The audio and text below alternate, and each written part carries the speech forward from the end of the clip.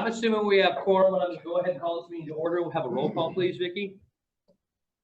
Yes, I believe we have Eric Davidson absent. Donovan? Present. Fleetwood? Present. Hawkinson? Here. Huthman? Here. Do we have Scott Cortice yet? I don't see him online. I'm here. Oh, I'm here. Great, thank you. Lautenbach? Here. Lilyquist? Here. Do we have Executive Sadhu? He's absent. And Darwin? Present. Thank you.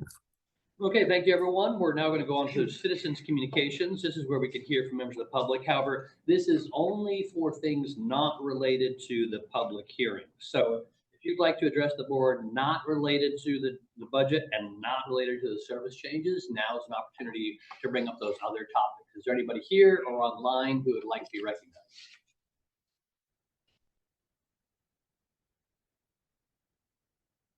I guess nobody's raising their hand virtually or in person. We're going to go ahead and move on to a first of our two public hearings. This is a public hearing on the 2024 draft budget. We're going to hear a presentation on the budget from Ms. Shippen, and then we'll open the public hearing. Okay, great, thank you. Josh, did you have what you need to display? All right, great. So good morning, everyone. Thanks for giving me the opportunity to present the draft budget. This is probably the third time I think that we've talked about the budget at the board meeting. So this will be our final presentation. We'll open up for public hearing, and then we'll see what the board's wishes are. So as we develop the budget every year, we develop it within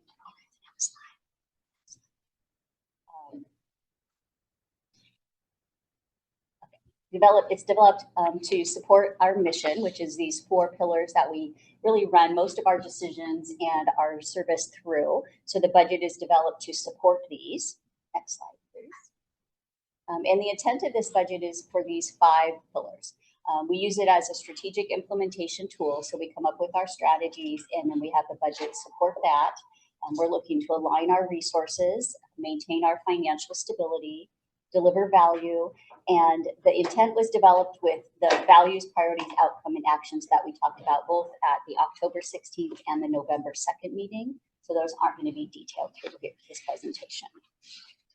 The emphasis areas are these 4, and we really are taking the time to try to make sure that the budget supports the strategic objectives. We spent a lot of time on our future projections of revenues, expenses, and cash balances.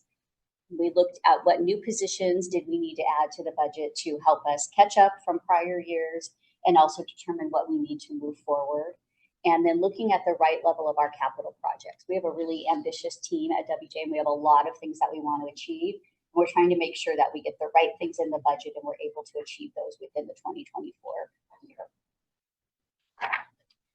For the positions that we're proposing, there's 6 new ones in the budget. And they're shown here on this slide. There's 2 in operations, 2 in fleet, 1 in public records, and an IT position.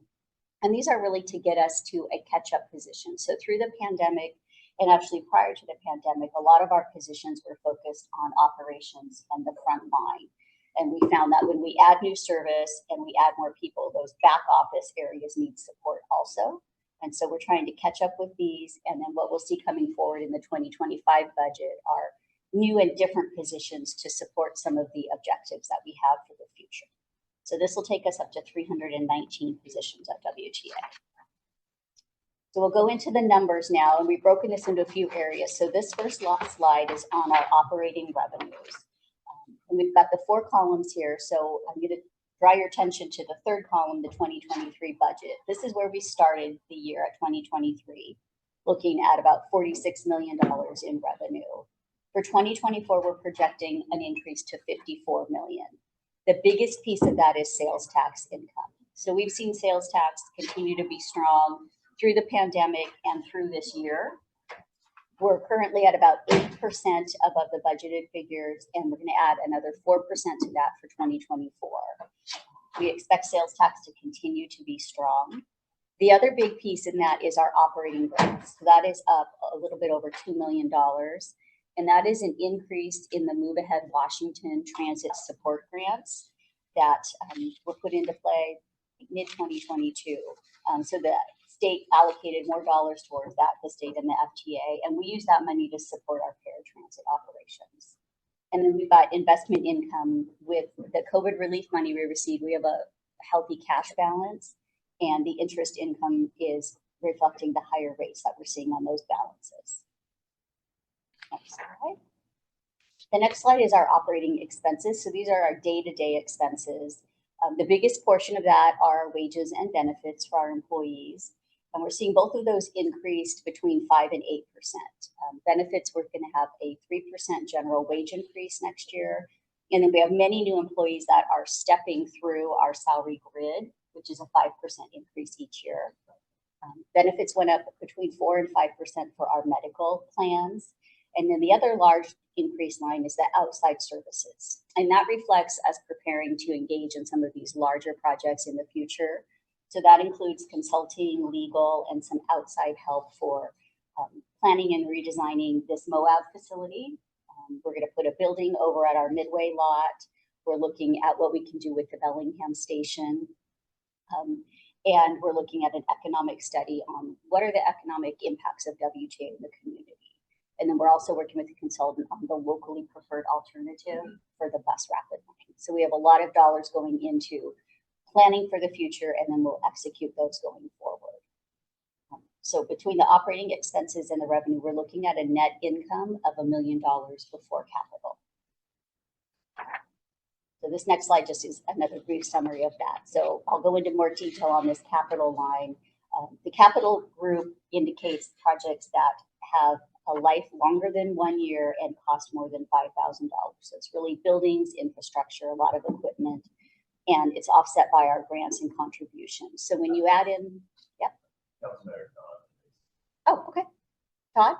Yeah, so is this slide telling us that we had planned on capital expenditures in 23, but we didn't make those? And then in 24, we're looking at that 14.8 million includes some of the capital expenditures we were planning on doing, but didn't get done in the previous cycle. You're absolutely correct. So we're rolling over a number of capital projects. Many of them are the vehicle purchases, because those have been delayed. So in 24, we're expecting to receive about 57 vehicles at about, probably about $30 to $35 million. It's on the next slide, yeah. So when you add in the capital, we're looking at a net loss of about $13.8 million if everything happens the way that we planned this year.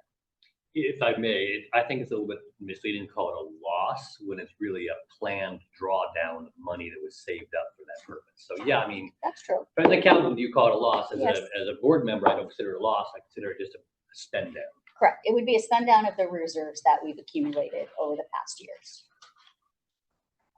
Next slide, please. Okay, this is just a summary of the changes from the first reading to the board. We increased the sales tax amount, we increased the interest income, so our revenues went up a little more than 2.7 million. And then in capital projects, we added 5 million for potential land purchase, and then we had a new quote on our bus procurement, and then the related grant revenue. So we went from the 9 million to the 14 million, again, including some of those rollover projects from 2023. Next slide. So this one's trying to tell a few different stories. The first two lines that I'd like to draw your attention to are the red and the blue, and those are revenue and expenses from 2015 and then projected through 2031. And throughout the past years, revenue has outpaced expenses, relatively high. We're seeing those kind of come together more in 24 and 25, and then we're expecting expenses to outpace revenue going forward. So this provides an opportunity for WTA to look at what levers can we pull to either increase our revenue, become more efficient with our expenses, but it also gives us an opportunity to work with a financial advisor who's going to help us plan out our next 10 to 20 years and try and close that gap. So they'll give us some opportunities and some options to do that. The other two lines, the dotted line is the COVID revenue. So we received that between 2020 and 2022. And then it also caused the bump up in that black line, which are total reserves. So that goes to what Michael was saying, is we received extra money We put it in our savings account, and now we have a plan to begin to spend that down, which you'll see it starts to come down after 2025. And that will be reflected in the capital projects that we plan to do. Todd? Thanks. So do we have a like a minimum goal if we want that fund balance to look like? I know a lot of agencies work with 15% of expected revenues. I mean, this is just a very healthy reserve. I'm just wondering, like, what's the minimum? Is there a policy goal for what the minimum should be? There is a policy. So one policy we have is dictated by the state auditors, and that the reserves have to be a minimum of 25% of the budgeted operating expenses. And that's about $13 million. I think slide 15 will show a graph of that. You want to hold on, Todd, and see if that answers your question?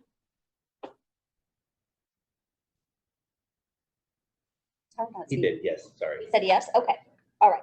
So the next slide, we'll talk about the capital projects. Thanks, Josh. These are the carryover projects. So this is what Councilman Donovan was talking about. So we had a number of projects that we weren't able to complete in 2023. So I did misspeak. It's about $5 million. A lot of them has to do with our charging facilities for our electric vehicles, some additional vehicles, access at our bus stops, just things that we weren't able to complete. So all of these are now reflected in the 2024 budget. And the blue dots are projects we've either already started, we have under contract, or we have an awarded grant that we need to continue. The next slide are the new projects for 2024. And we have 5 of them that meet that same mandatory requirement. Here's where you can see the vehicle purchases coming in at about $30 million. And then the majority of the other projects are keeping our facilities really in a state of good repair. There's equipment in there, there's improvements to our vehicle technology, there's safety equipment in there. So between those 2 years, we're looking at $41 million. But we do receive grant funding for that, mostly federal, some state and local at about 63%. So that $14 million would be the drawdown off of WTA reserves. This slide is just that details the capital projects and the local funds. So the 26 million is grant, 14 million comes from our savings accounts. Okay, and then this final slide, I think, is the one, Mr. Donovan, that will help. This is our reserves and our cash balances. So the stacks behind the black line are the reserve balances, and we have 3, one for vehicles, one for operating, which is the mandatory one, and then the capital is all other projects. The fleet and capital are dictated by WTA policy. So we have the ability to change those. The operating one is the one that we can't change. So we've forecasted what those need to look like for the next 5 years. And then we've overlaid what we're expecting our cash to do if nothing changes. And you can see in 2028, our cash balance will start to decline and fall below 0, and we won't be able to fund those balances. Now, that doesn't mean that this is going to happen. What this does is it allows us to take a look at what we've projected and then make modifications. So, for instance, we could phase projects longer. We could choose not to do some projects. We could look at a different type of financing, maybe issuing a bond. And that's what we'll have a financial advisor to help us with. So this isn't to alarm folks. It's just to give us like a reality check and a way to readjust and think about how we want to move forward in the future. Yes. Shonda, so the fleet reserve is very large in 23 and 24 because we're buying a fair number of vehicles. It seems surprisingly small in the out years. Are we actually not needing to replace vehicles in the out years?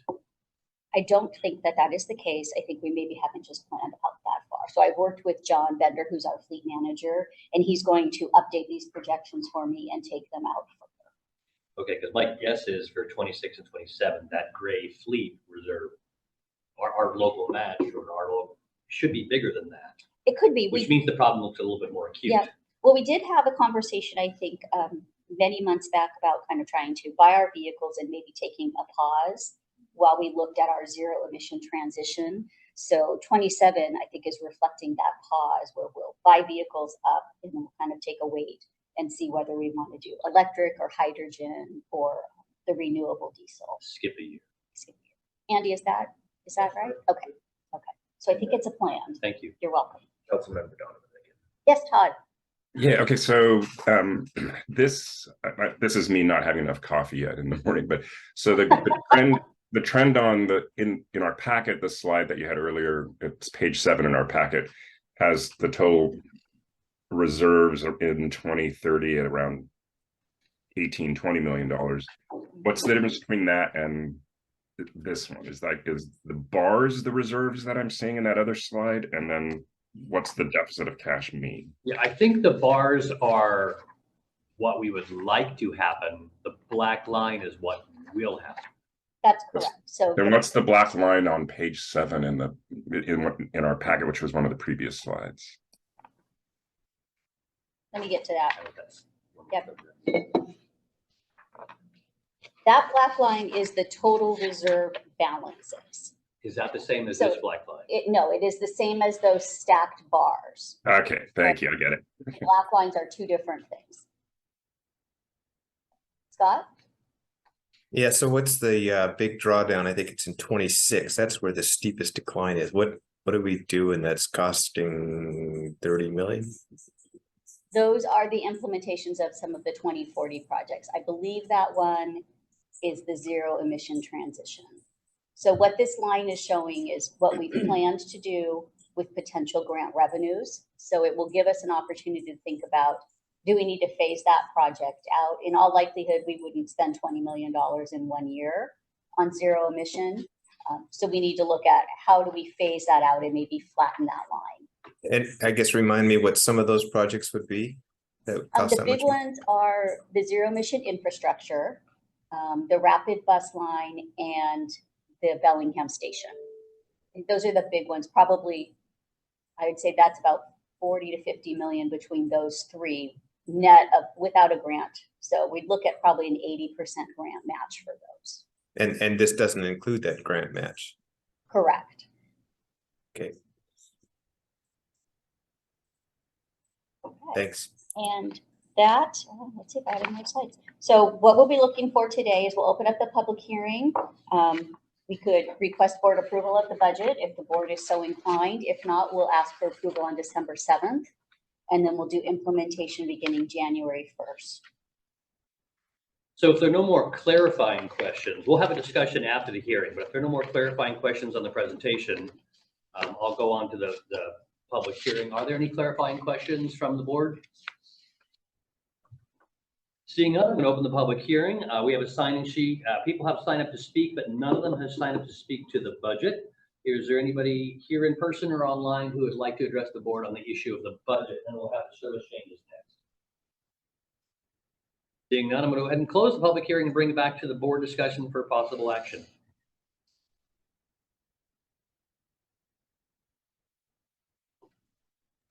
Rachel, Yes, Seth. excuse me, just, I'm inclined to, forgive me. 1 second. I can't think of a compelling reason. If you can, please share as to why we wouldn't just accept a motion to approve. Well, I believe normally we would need a resolution. That resolution has been drafted though. It's ready for your signature if the board would like to move forward. So we could either have the resolution in our next packet, or we could go ahead and vote on it now and authorize me to sign the resolution. The resolution, I assume, is very simple and straightforward. It just simply says we adopt the budget. Correct. So if you'd like to make that motion, Mr. Fleetwood, we There can it see if is. there's a second and agreement on that. I would so move. I'll second. The motion for us to approve the resolution. The resolution is now being shared with you on the screen. As you see, it's very simple. It simply says if the budget is approved, and it will take force on January 1st. Could you expand the view of the participants? Discussion on the motion.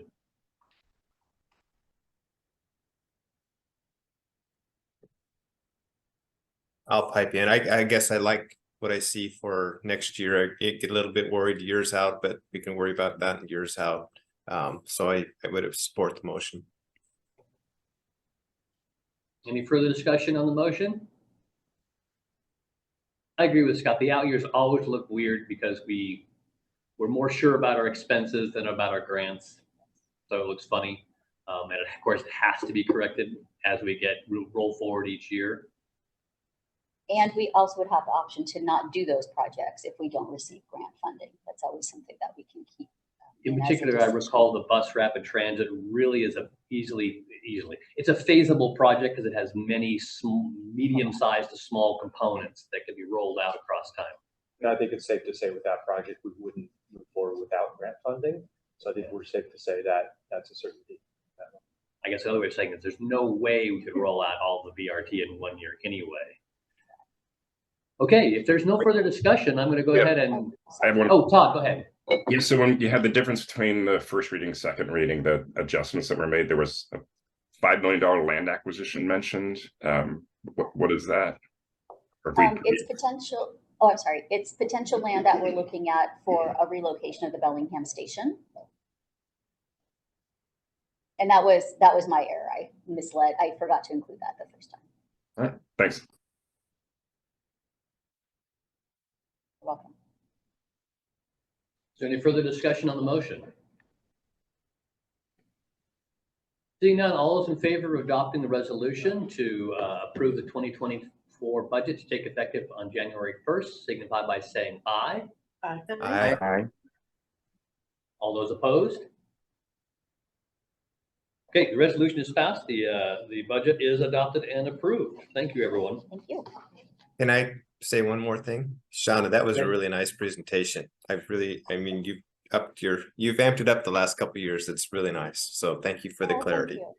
Thank you. I can't take all the credit for that, actually. Oh, and Michael helped me a lot. But Maureen and her team we brought on a graphics designer this year that took, my basic PowerPoint and made it look really nice. So thank you. Yes, you approved that consultant, but thank you. Okay, we'll now go on to the second of our public hearings. This has to do with service changes to take effect in June of 2024. Again, we'll have a presentation on those service changes first, and then we'll open the public hearing. Ken, will this be you? Yes, this is me.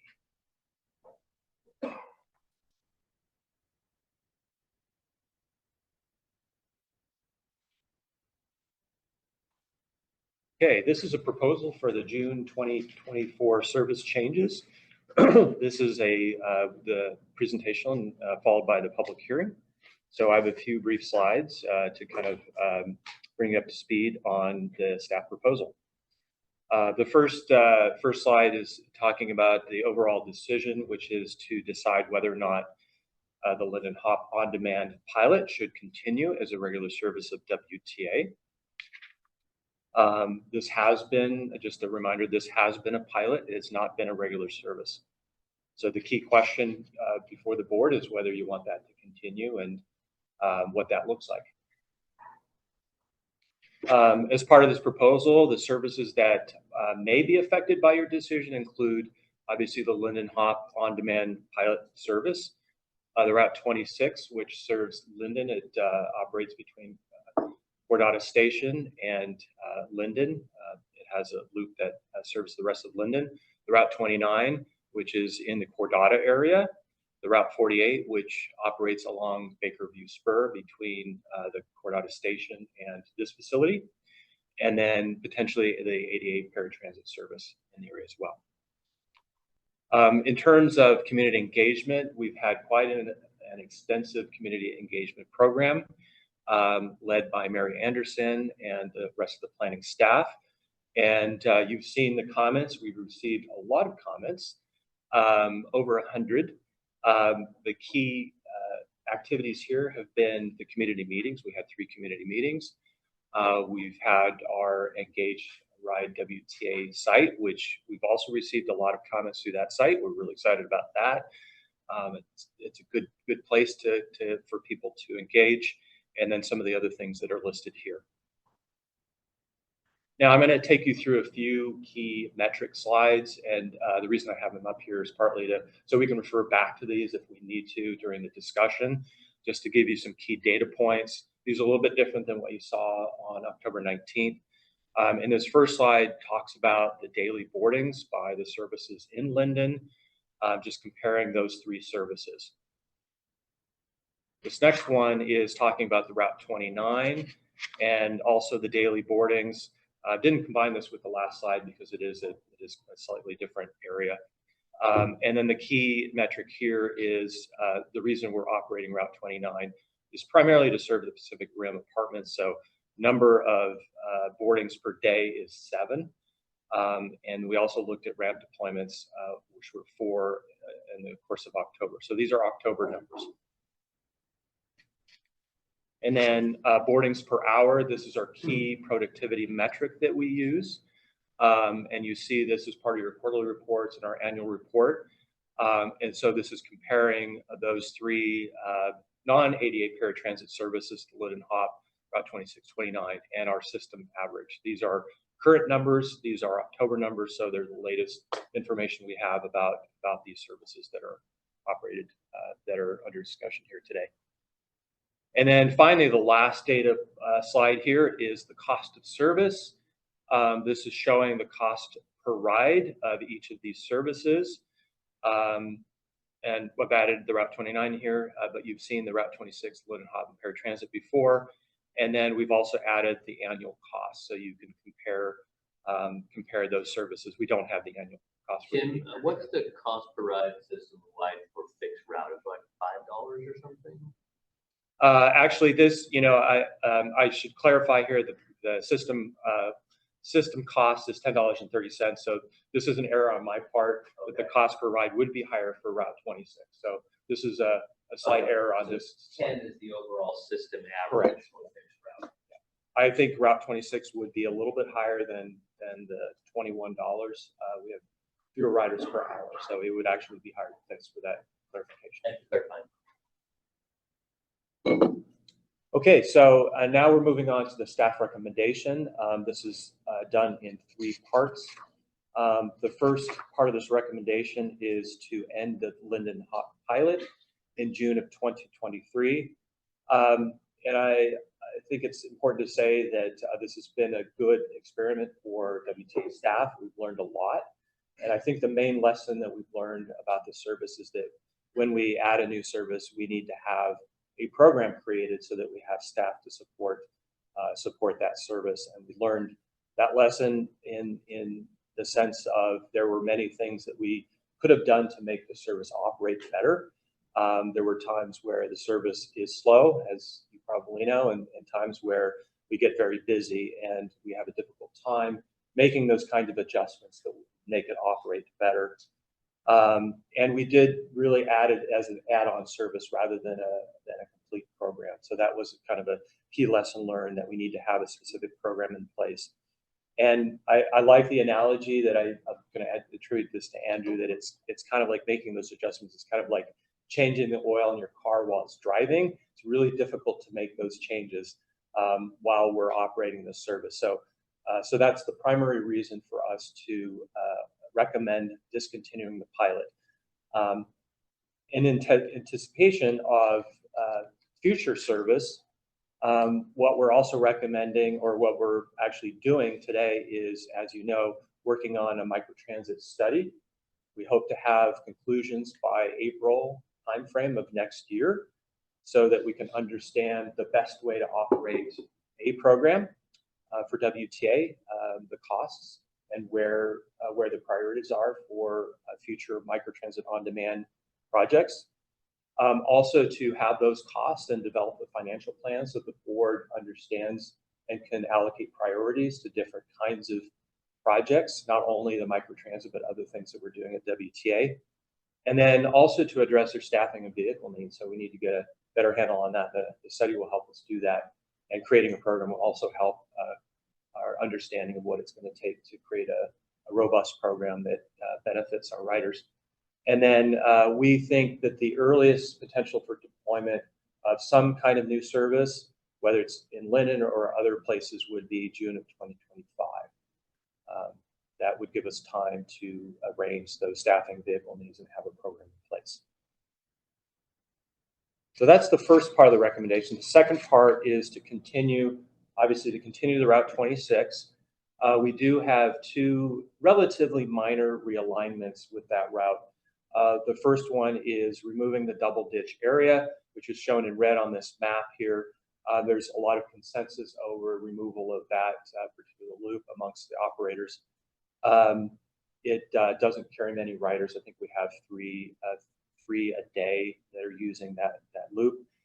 And we also discovered that through the Linden Hop, that many people were using the Hop to get to the Safeway grocery outlet area.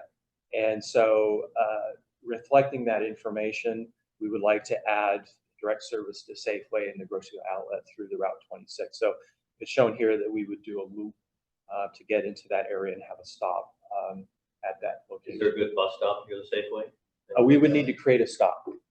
Thank you. So, and I have some images here showing you this is the double ditch, kind of the general environment that you see along double ditch.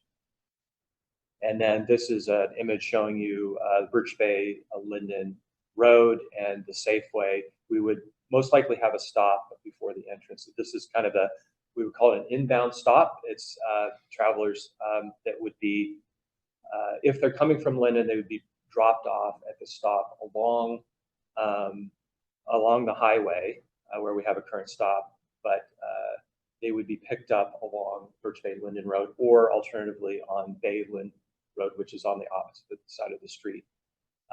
So we would actually have two stops, and we're thinking that that's the best configuration because people have groceries in their hands, so they could get picked up right at those locations.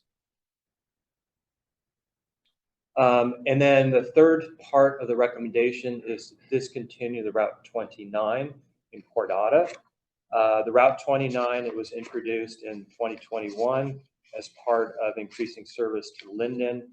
We had extra time, and we were unable to serve at that time the Pacific Rim Apartments because of the opening of Horton Road. And so, so we decided to try out the service. We found that it carries very few passengers. It's one of our lowest performing routes. And we actually don't have as many passengers picked up at Pacific Rim as we had expected. Do you know if any school building or parents are using that to get to the elementary school? It's possible. We don't have evidence that many are using it. I think our anecdotal information is relatively low, the number that are using that. So I wanted to also share with you, I think what's happened since introducing the Route 29 is we've seen the ridership split between the Route 24, which we've had for many years in the Cordata area, and the Route 29. And so we have about the same level of ridership.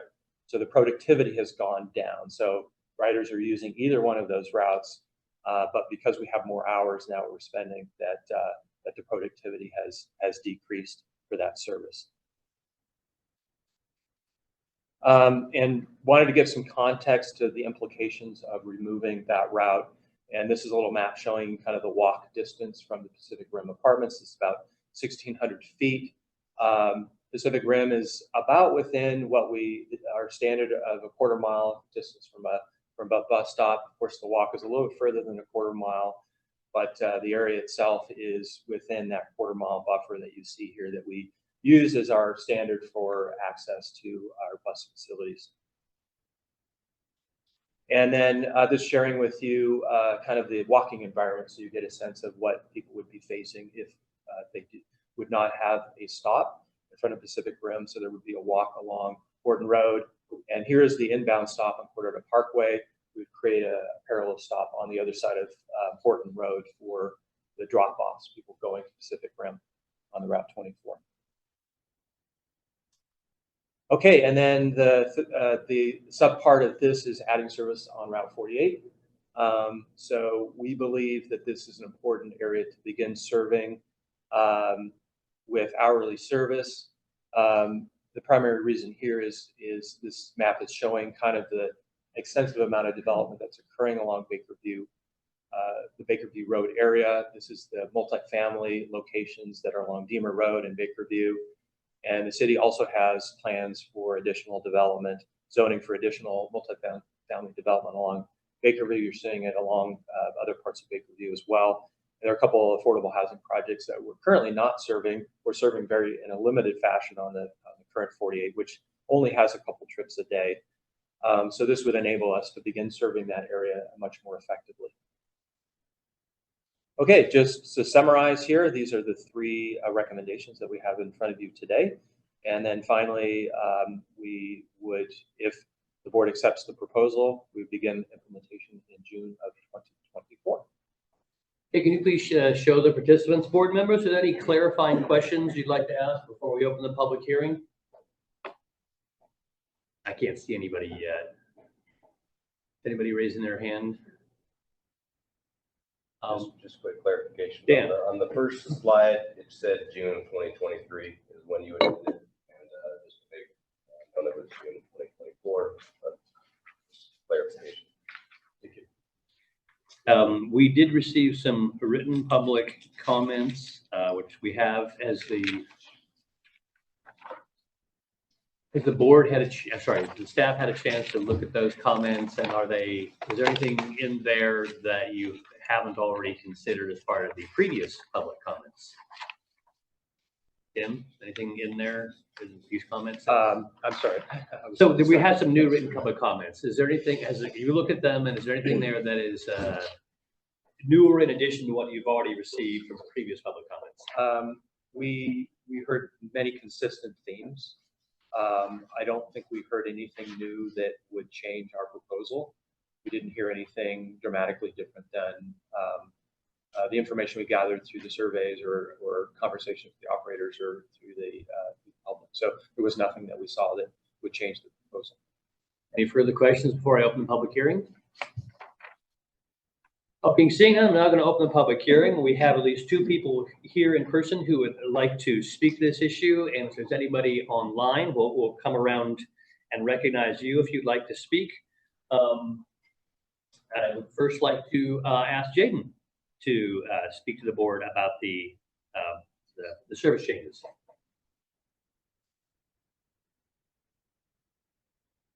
Okay, how about Michelle? Okay, well, I live at Pacific Rim for 22 years. And why can't the 24 be like the 29? Those that stay around. There's a lot of people were commenting about that too.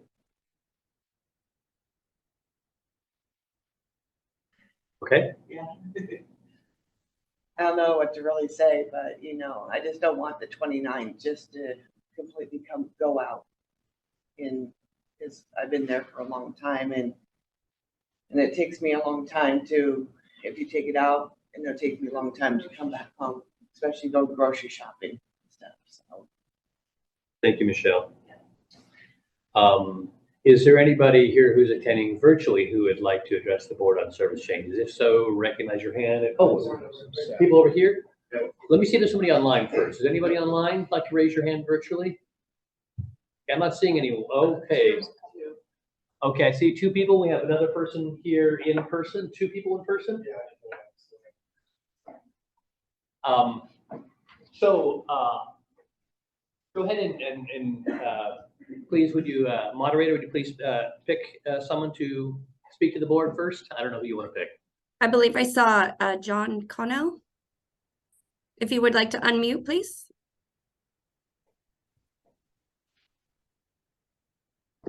Yes. Hi. My name is John Connell, and I've been a writer of the for a long time, almost 2 years, I think it is. And it's a great service, and it helps us elderly get to places all in Linden, as you know. And it's really opened up my world a lot, and everybody else that I've gotten to know riding the hop. And it's also very the school kids use it a lot also, and it's just a great service, and I can't speak enough about it. It's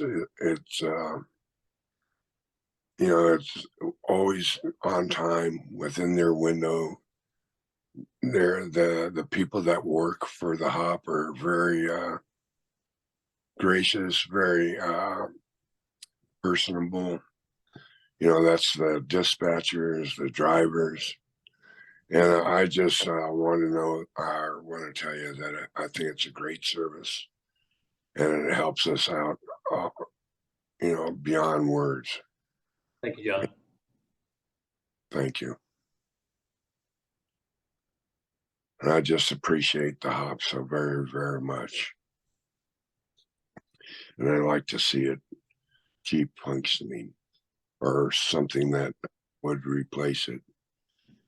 That would be just as well, because I think it was run very well, in my opinion. Thank you for listening to me. Thank you.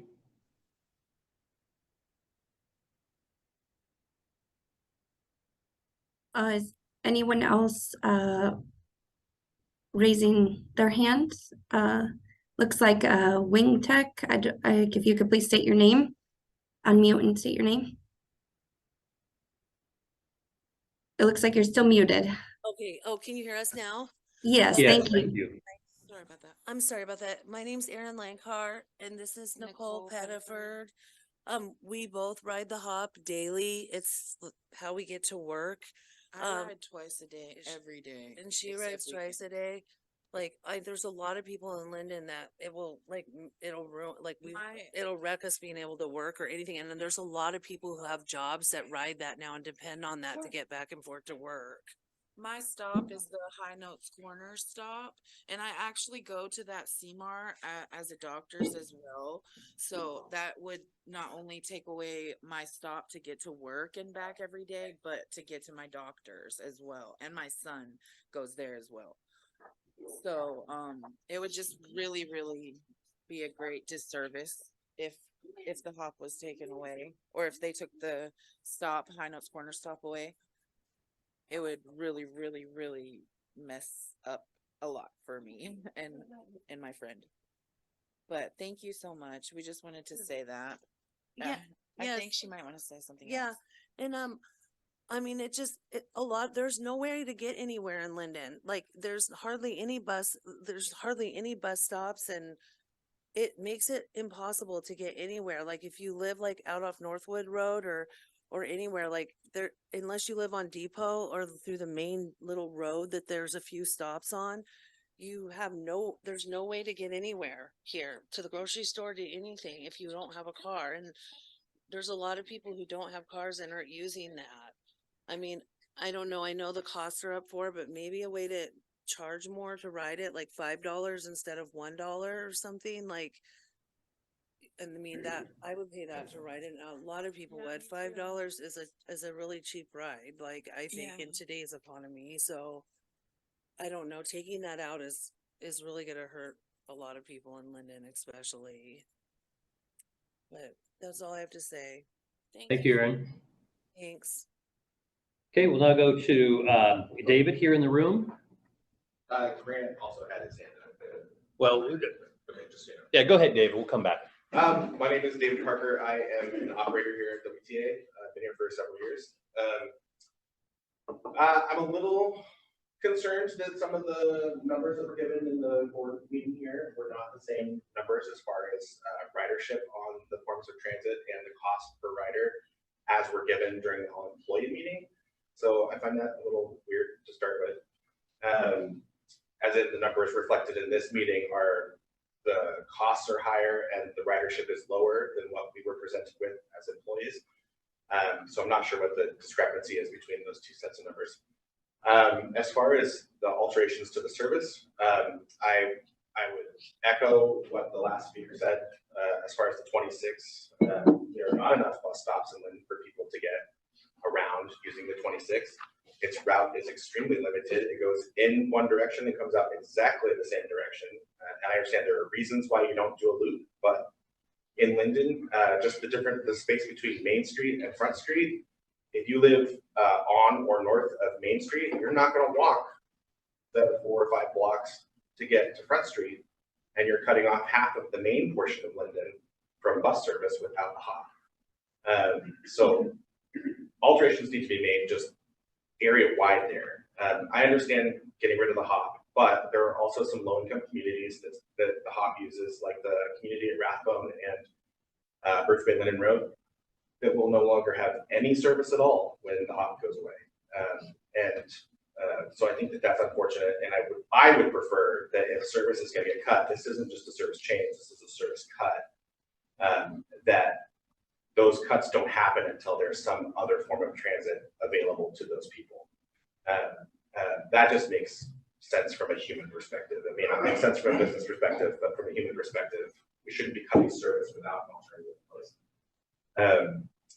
And then with the 29, I do not see why we can't run 24 straight across Horton and do the loop, the upper loop that hits Klein Road and comes down, adds a driver. I know the planning has said that we'll add 7 minutes to 24.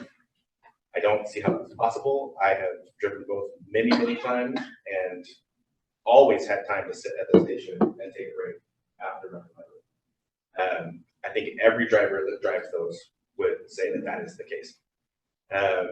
So yeah, I just, that's my encouragement, not to cut communities out of service without having some sort of alternative in place. Thank you, David. Chuck?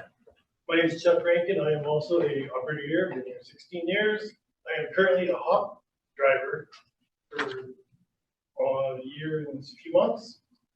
My concern is you're gonna lose the hop. You wanna get rid of it, you wanna downsize. Like, 2 of my passengers are right there.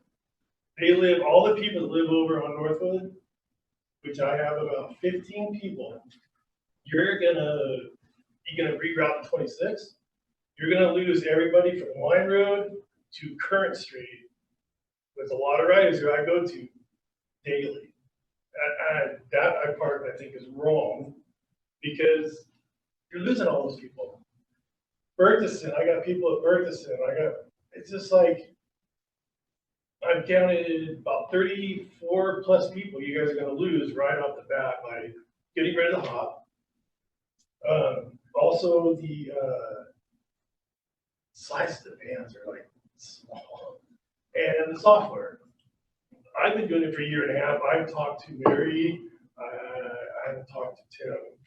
But I brought it up, like, if this is a pilot plan, why haven't you tried different scenarios? I brought up many scenarios to try. That would work. But I've talked to Andrew, he says, nope, you gotta do it the way we gotta do it. Talk to Mary, nope, gotta do it the way you gotta do it. Everybody I talk to, this is it. Why? If it's a pilot plan, aren't you supposed to try like different things? In a year and a few months, we haven't done anything different. If I used to go out of sequence to make it work better, I got in trouble for it. I gotta go the way the system goes. It's wrong. No one has listened to any of us drivers. One of them's doing it since day one. They don't listen to him. I've been doing it, no one's not listening to me. I haven't had meetings with planning. I haven't had meetings how to make this more efficient. Except if I come to them, which I came to Andrew a lot in the beginning. So I don't understand why it's a pilot plan, but you're not doing anything to make it better. You're not trying to fix the software. You're not trying to have us make it better, which I think would be so much easier. Run it like a parrot. Let them move our rides when need be, because the way we have to travel. It's just, sometimes we had construction, so it was easier to drop this person because you're going right by them to go here. And it's, I don't know, I don't think it was run the way it should have been. I think they should have did, like I was talking to Dan yesterday, 6-month increments. Try it this way, then try it this way, try it this way. Nope, it's this way it is, and that's the way planning wanted it, and it's just kind of like, it was frustrating for me and busy. I don't know if those numbers are accurate. I look at my numbers on a daily basis, every time after my shift, and within the last 2 weeks, I was close to 40 people a day. So I don't think their numbers are right. I'm averaging, I do it Wednesday through Saturday, and I'm up to 90 plus in my days. I know the other driver's just as busy. I see him every once in a while passing, and I know he's just as busy.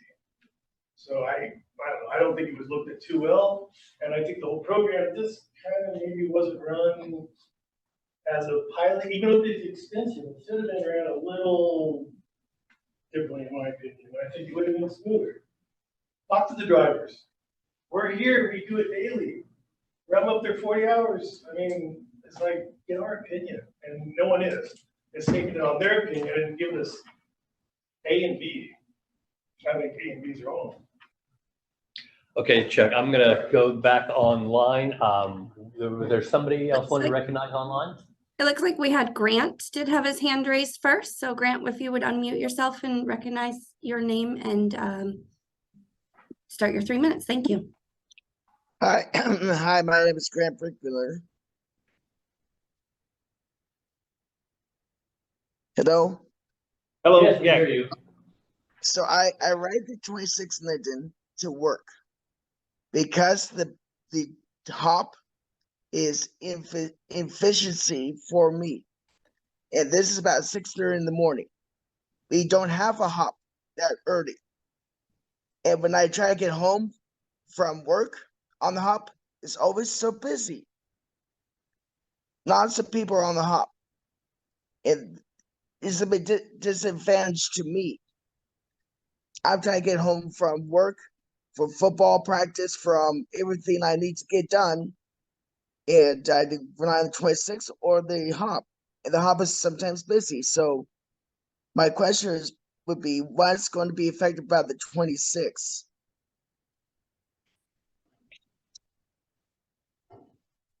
Thank you, Grant. Somebody else online? Looks like Floor's iPhone, if you would like to unmute. And Hi, good morning. Sorry. I'm Floor. I have not been here in Bellingham very long compared to some of the other residents that have been speaking. I have only been here for about the ballpark of 2 years, but I do use the 29, which is on the hop.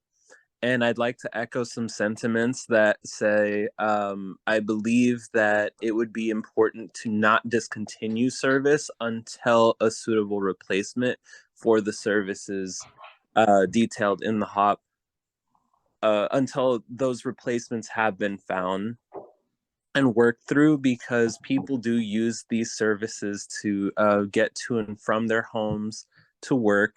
And I believe that it would be a disservice to our elderly population as well as to disabled folks who require these services for transportation throughout Bellingham if we just discontinue, even if we discontinue them for only a year or two. I believe that it would be more prudent to find a replacement first, and then only then, once there is a more effective way of routing the area, then put that into motion. But that's all I had to say. Thank you, Floor. We also have another person here in the room. Russell, would you like to talk to the board about the service changes? Oh, thank you. Thought I was the last time over. You are, but we've gone to everybody else. Yeah, you don't have to speak, but if you'd like to, please do. Yeah, I would like to rise today to offer support for the 29, the service of the Route 29. I know several families who use it for grocery runs. Perhaps they don't have a vehicle. I live off of Klein, and Larrabee Springs is growing there. 6 phases of homes, probably 400 homes. They're really just finishing phase 5 and then phase 6. And there are going to be some, I think, smaller units in phase 5 and 6, like townhomes or. And also, I think that combining what the 24 does and what the 29 does, minus repetitions, I think you could probably have one route and eliminate the Walmart and the Kellogg and the Upper Horton, and keep the Klein Tremont, Cordata area, Pacific Rim. Maybe even have a stop after that last circle so that the people to the east on Horton would have a small walk to where that other bus stop is on Horton. Many stops don't have any houses around. The first one on Horton off of the guide is between two fields.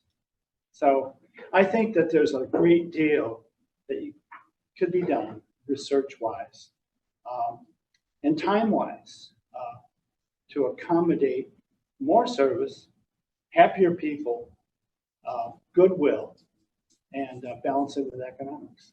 And I would like to see the 29, which we just got, not be taken away.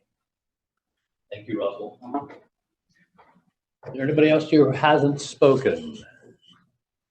I know there's one person on the phone. If you would like to unmute and press, I believe it's *6 if you're interested in speaking.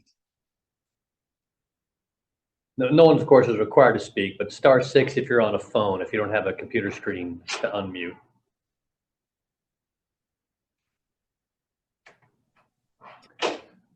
We did have an individual who would like to speak again a second time. Could you please be, I'm sorry, David, would you mind please being brief this second time? We saw in one of the slides the number of riders on the 29 and the 26, and they were fairly low. And I just want to point out that as a fixed route driver, every time we come to a station, if we have time for a layover, we secure our vehicle and walk away from the bus. And this would particularly impact the number of riders on the 29. Planning has the ability to see where people are tapping a card, swiping a card, paying with money, or being recorded by a driver. But when a driver is not on a bus, everybody who comes and gets on just walks in and takes a seat. They're not punching a card, they're not swiping, they're not paying, and youth riders are not recorded. So when I come back to my bus, I'm not going to sit there in the mirror and go, oh gosh, how many of these people are youth riders, and then record them. So I think system-wide, there are probably hundreds of fixed route riders who do not get recorded on a daily basis entering a bus. And then the planning department and the buses do not have the capability to see where people are getting out. So I find this whole topic dubious at this. Thank you very much. I'm mindful of the fact that it's 9 o'clock, and so we're going to go ahead and close the public hearing and bring it back to the board for discussion. Could you please put up that last slide summarizing recommendations, but make it small enough that I can actually see the other board members? And is there a board member who'd like to open the discussion? Dan. Sure, why not?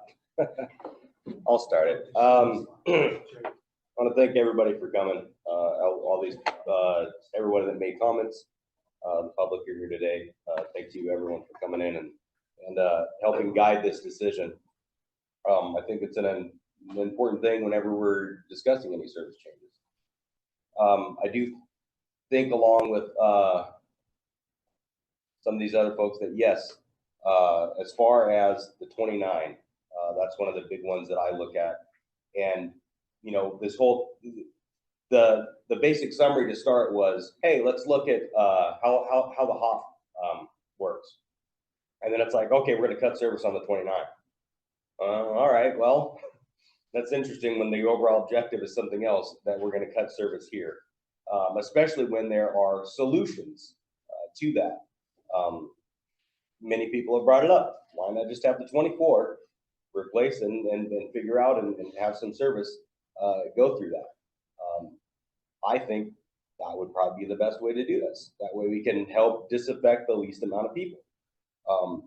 That's one part of what I would like to see. The second part is, you know, along the lines of the hop. I mean, it has been very successful, but yes, it's a pilot project. I think we need to find a way to do it better. Is there a way that we can continue it while trying to get it to get better? I don't know. It's tough. For me, that one's a tough one. So I'm kind of leaning on the board's recommendation or the staff recommendation for that. But definitely for me, I would like to see the 24 Thank you, Dan. Todd? Yeah, I don't know. This is more of an observation than a question, but because I'm conflicted with the hop given the cost, but in our budget packet, the performance data by mode, like that's got some of the highest growth, or at least forecast growth, in terms of revenue miles, passenger miles. So I mean, it kind of like maybe that experiment is working. We're just and is it a good time to pull the plug when the numbers look like they might be going up? And if we're talking about re-examining that, what we're calling it the microtransit, do we lose the ability to scale this to other locations if we just pull the plug on this one now? I don't know the answer to that, but that's kind of what I'm thinking now.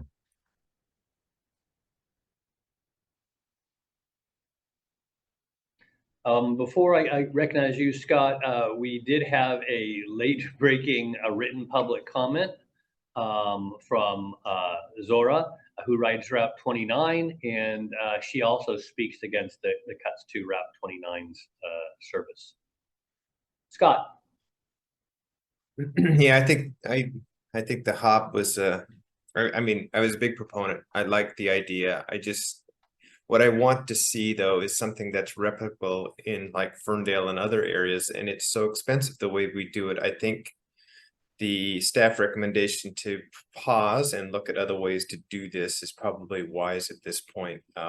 Even though it's critically important to a lot of people, I think we as an organization have to look, can we replicate this in other areas? And if we do, how can we do it? And it was a pilot program that was based on, if I recall correctly, internal dispatch, and maybe there's some options for external dispatch or other ways to do this. So I guess as much as I like the idea, I think we should probably hit the pause button and see if there's a better way to do it so that we can do it for not only Linden, but other communities.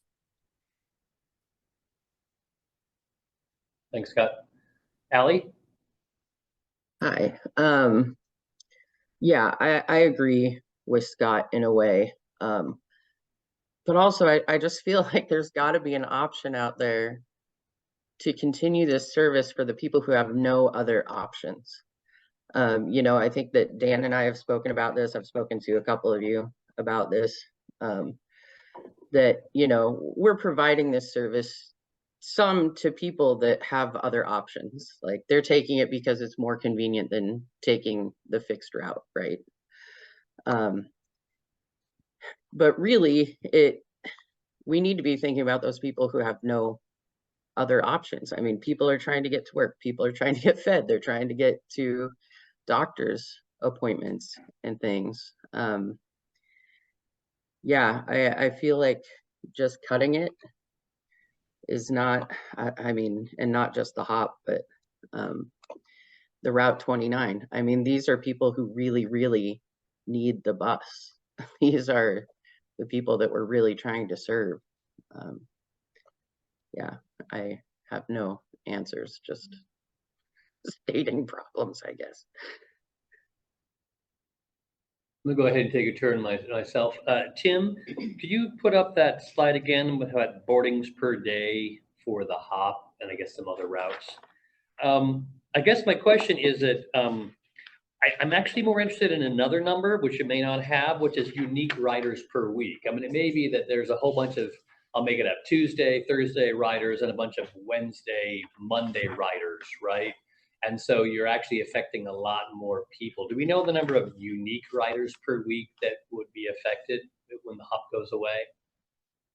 I'm going to bring up Mary Anderson here to help address some of those questions. Because boardings per hour looks like it's around 2, but I actually want to know the number of people per week. That's I think the more genuine impact.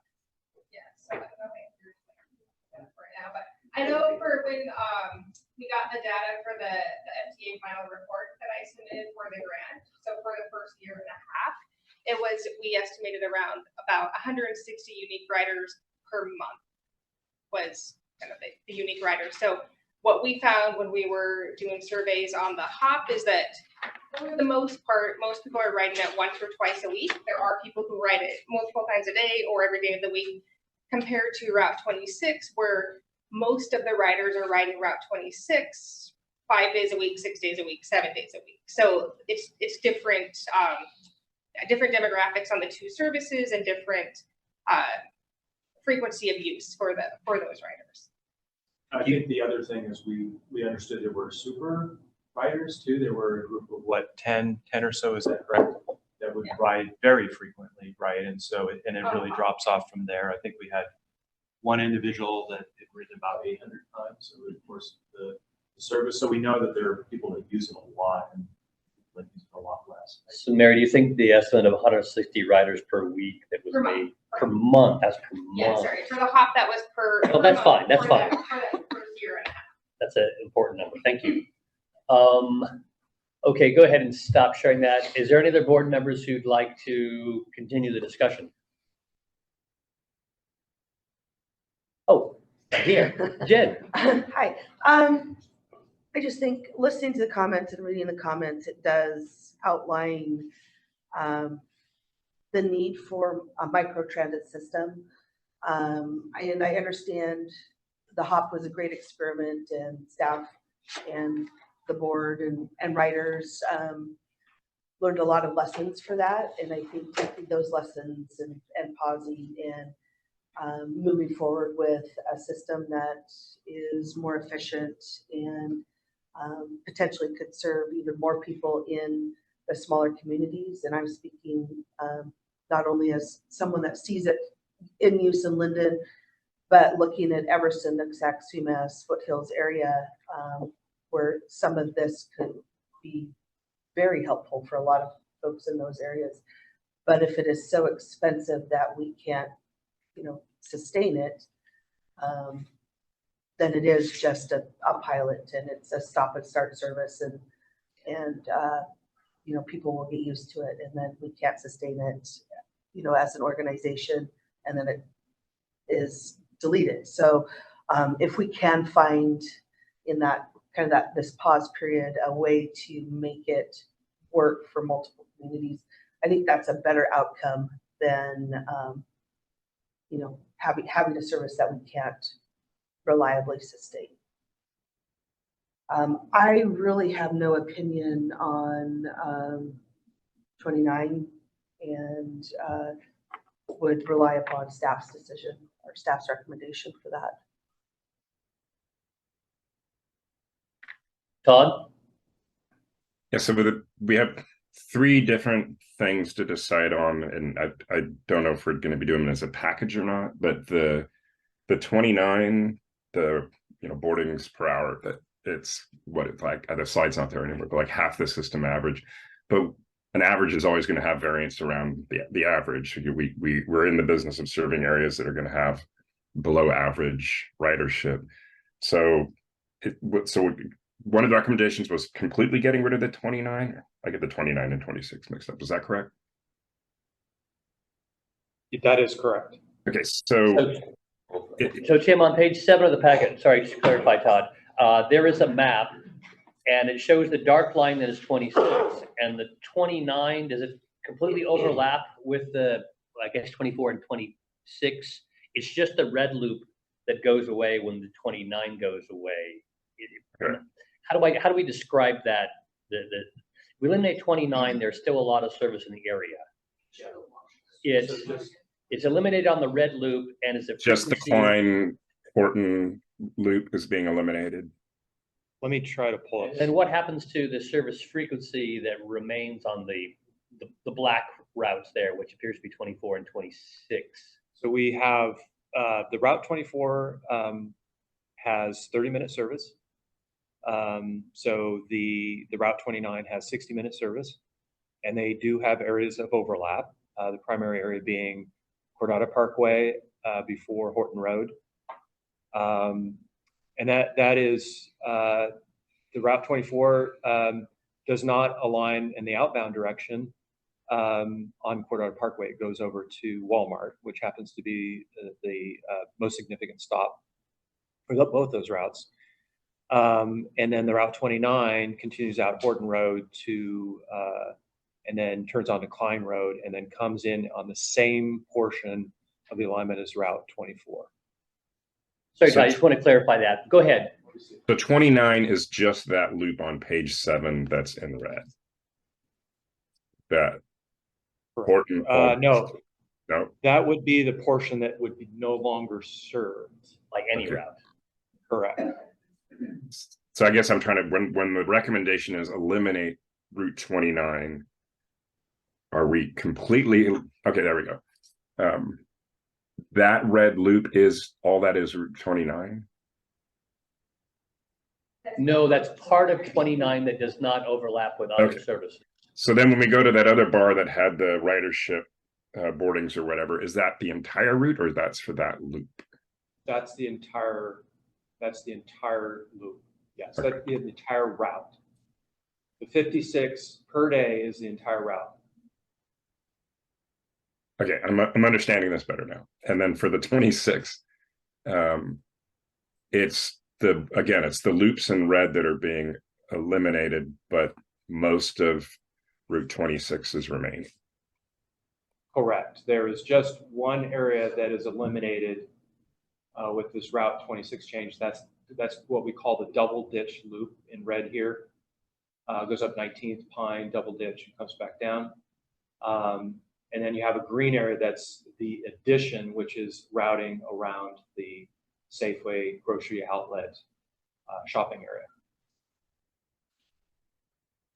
I think when we look at that summary slide about recommendations, it might seem like we're eliminating, except for the hop, it might seem like we're eliminating more fixed route than we actually are. Just the way that that's being presented at the conclusion. Can you go to that final recommendation summary slide? So what Todd is saying is that discontinuing 29 and realignment of 26 really means eliminating 2 smallish loops, one on each of the routes that would no longer be served. Is that kind of an accurate way of describing it? That's correct. Okay. Todd, you have more? No, because I read number 3. It looks like we're eliminating Route 29, but it's just that loop in red. So that makes more sense to me. Could I also just clarify, Tim, isn't it the case that if we are within quarter mile of a destination, we do consider that served? We do, yes. Okay, yes. so that's also just useful to note that although it's true, a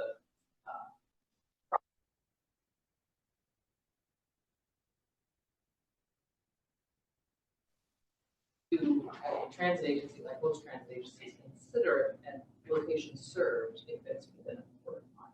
So those 2 loops are close to existing service and therefore would also be covered by paratransit if they're paratransit eligible riders.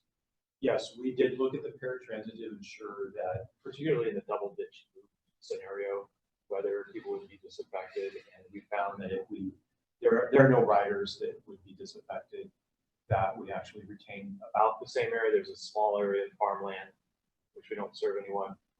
We also took a look at the discontinuance of 29, and we would continue to serve that with paratransit. It's still part of the overlap, 3/4 mile overlap. So it's 9:15 and it's a process question. When would the board need to reach a decision on these service changes?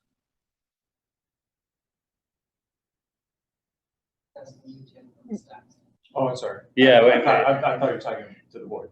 Do we have to decide today? Can we decide in December, in January, in April, May, June? We could decide to do it in December. I would say we would recommend December at the latest. We have a little bit of buffer time, but we have done it as late as January. We wouldn't recommend it because then we begin the process of making those changes. So we really would like the board to have a decision by December. So Ken, can I see all board members? So it's 9:15. I don't think we may or may not be ready for a motion or actions. If we are, I'd like to hear them. If not, I think we probably need to continue this discussion. We have a few more housekeeping items we need to finish before this meeting wraps up. What is the board's wishes? I'm in support of continuation. Of discussion or of the service? Seth, you mean continue discussion? Can't hear you. Can you hear me? Now I can.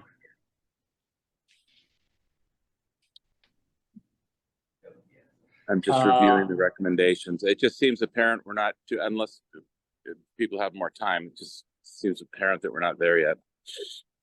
I can do, what I guess I would do is I would request all board members to submit to the administration their further questions or lines of discussion so that when we tee this up at the next meeting, it'll be more productive. So if you have lingering questions or opinions, it'd be nice if those were shared ahead of time to make the next discussion more fruitful.